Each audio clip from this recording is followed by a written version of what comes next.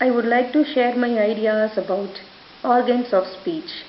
So before we go into the video, let I introduce myself. I am Dr. Magadaline Dyana, Assistant Professor of English, Bishop Heber College, Trichy. Organs of speech. So what is meant by organs of speech? So organs of speech, the various organs of our mouth we use to produce sounds are called organs of speech or speech organs. Speech organs or articulators, it produce the sounds of the language. The study of speech sounds is essentially important for getting the particular and the fundamental idea about producing speech sounds. So the various organs work in different ways to produce speech sounds. Functions of organs of speech. So before we go into the topic, first we can see classification of organs of speech. So famous philologist David Crystal divides the articulators into two different ways. So one is active articulators and another one is passive articulators. So active articulators, it does most of the movement when a speech sound is made. So usually it uses the lower lip or a part of the tongue. So because the tongue and the lower lip or lower jaw, are free moving, that is called as the active articulators. Then passive articulators, it works part, it does very little and it does not have a movement. And it is the part of the place of articulation where the active articulator presses against. So usually the upper jaw and the upper teeth, roof of the mouth or the pharynx. So these are the passive articulators. Now we are going to see functions of organs of speech. So these organs of speech are described under three systems.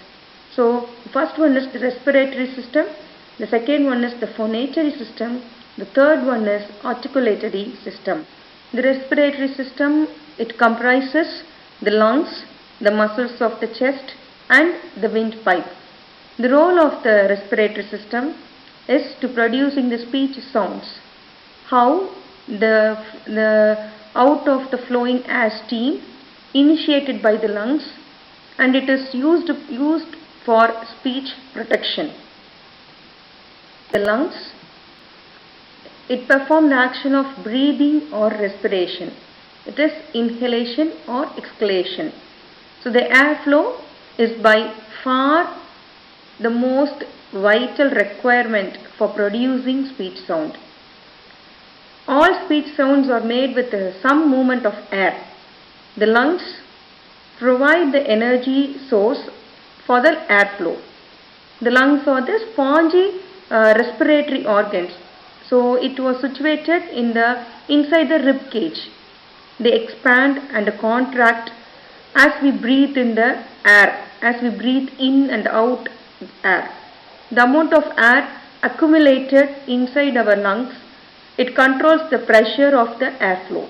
Muscles of the chest is also comes under the respiratory system. The lungs is the main part of that respiratory system. The next, the phonatory system. This system consists of the larynx and the vocal cords. The air steam released by the lungs and comes up through the windpipe. So that is called as the phonatory system. And the muscles, it protects as well as the houses of trachea and also the vocal cords. The larynx is also known as the voice box. It is a box like small structure. It is situated in the front of the throat. And for this reason, the larynx is popularly called as the Adam's apple. This casing is formed of cartilages and the muscles. It protects as well as the houses of trachea and also the vocal folds.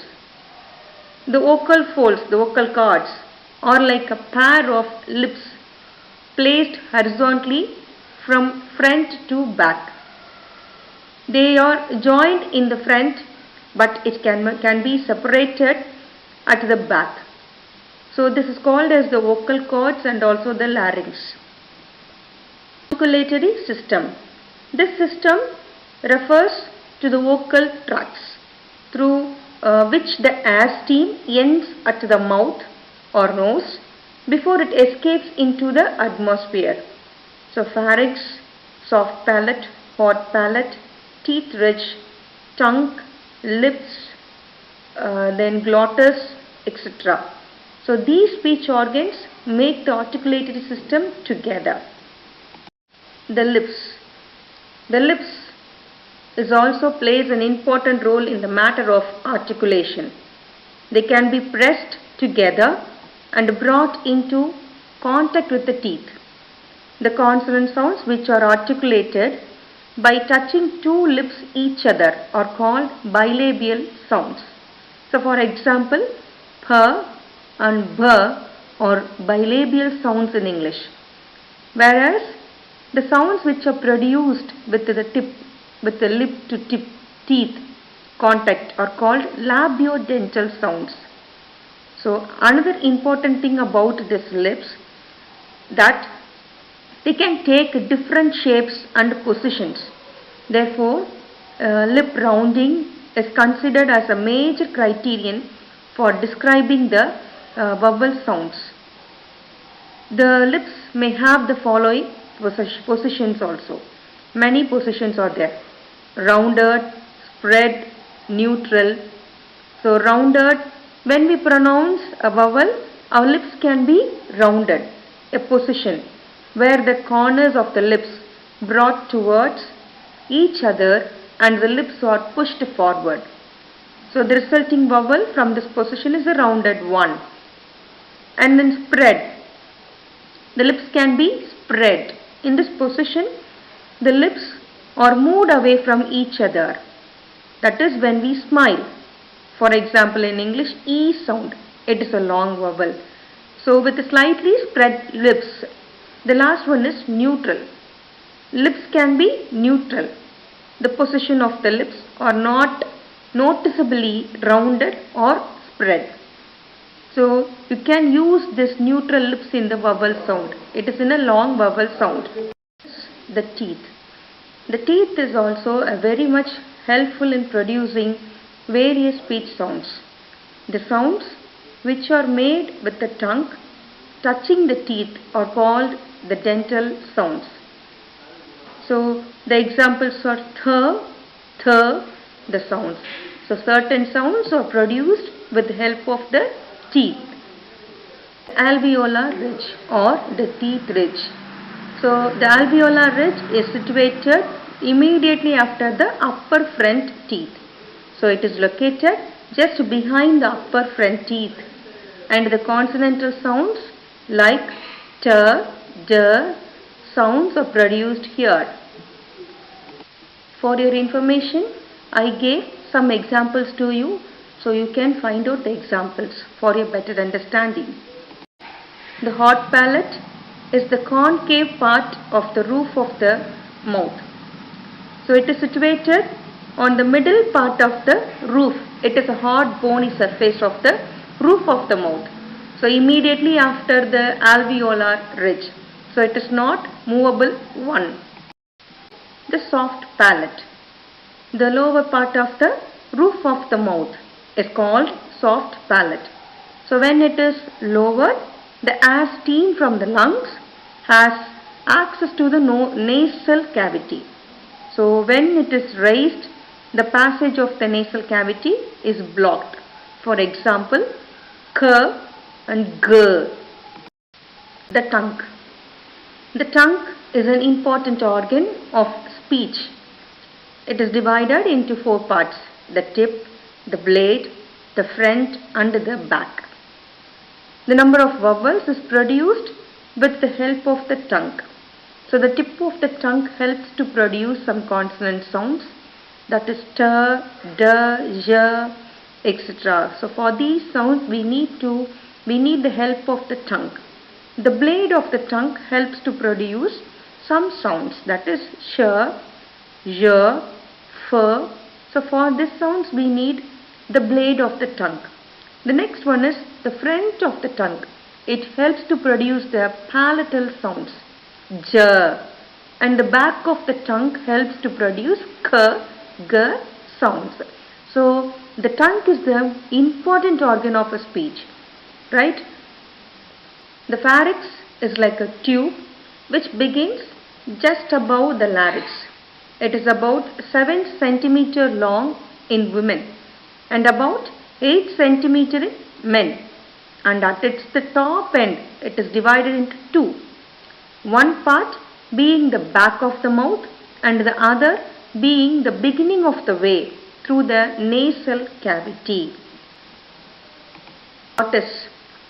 So the glottis, where it forms? Let me see that.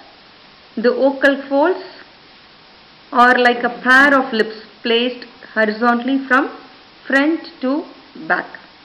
They joined in front, but it can be separated at the back, that we know in previous slide itself.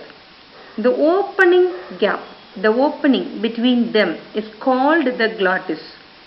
The glottis is considered to be the open state when the folds are apart and the folds are pressed together. The glottis is considered to be in the closed state. So for example, I give you matta, batta. So these sounds comes the opening space, that is called as a glottis. The nasal cavity is a large air-filled space above and behind the nose in middle of the face. The main function of the nasal cavity is to act as the main passageway for the airflow entering the lungs. The nasal cavity also filters the incoming air, regulates temperature and humidifies the nasal passage to aid the filtering function. That is the function of the nasal cavity. That's all my presentation. I hope now you can have a clear idea about organs of speech. Thank you, dear students.